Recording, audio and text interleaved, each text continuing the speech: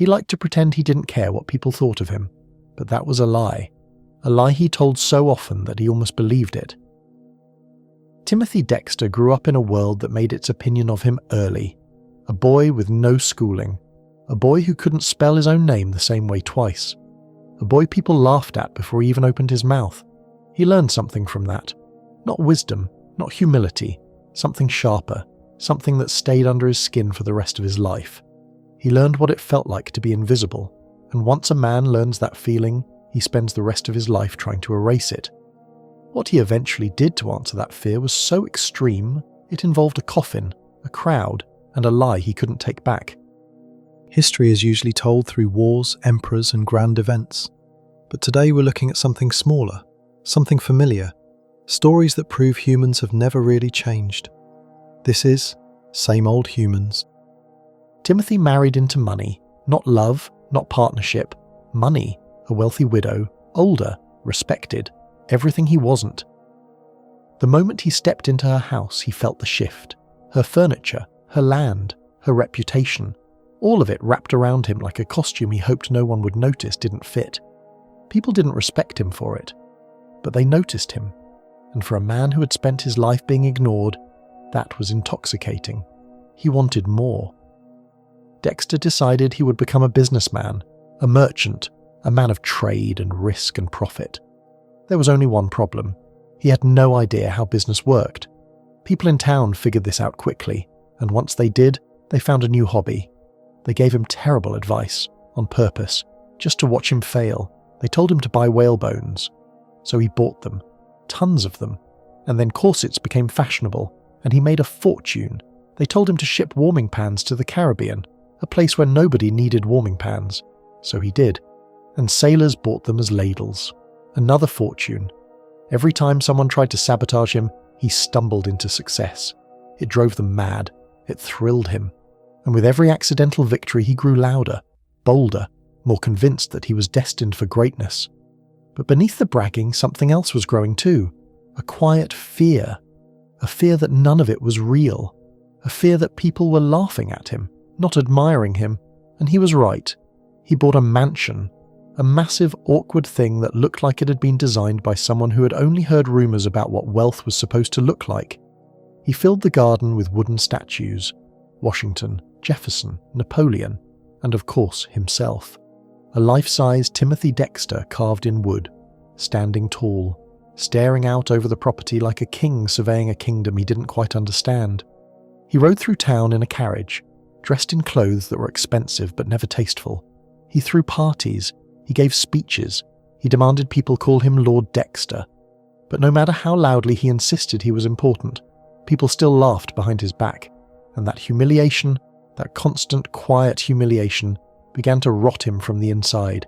He wanted proof. Proof that he mattered. Proof that people cared. Proof that he wasn't the joke they thought he was. And that desire led him somewhere dark. The morning he staged his own death was strangely calm. The house was still, the air heavy, the kind of silence that feels like it's waiting for something. He had built a coffin, a real one, polished wood, heavy hinges, a ridiculous expense for a man who wasn't planning to use it. He told the servants what to say. He rehearsed the story. He practiced the expression he wanted them to wear. Then he climbed into a hidden space behind a wall panel, a narrow slit carved into the wood, just wide enough for one eye. He waited.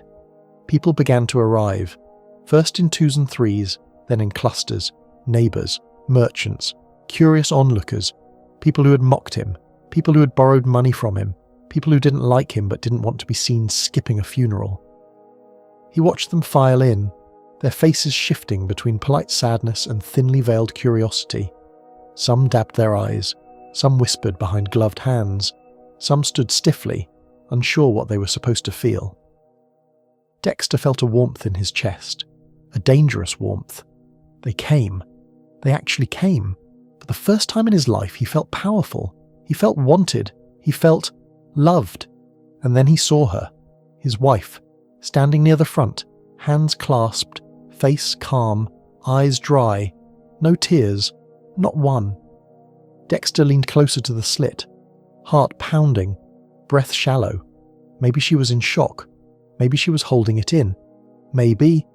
But no, she didn't cry. Not once. And something inside him cracked. Because for all his bluster, for all his bragging, for all his desperate attempts to be admired, she was the one person whose reaction mattered. And she gave him nothing. He burst out of hiding, very much alive, very much furious. The room erupted into screams. People stumbled backward. Some crossed themselves. Some ran for the door. Dexter didn't care. He went straight to his wife. He shouted at her, accused her of betrayal, of coldness, of failing the test.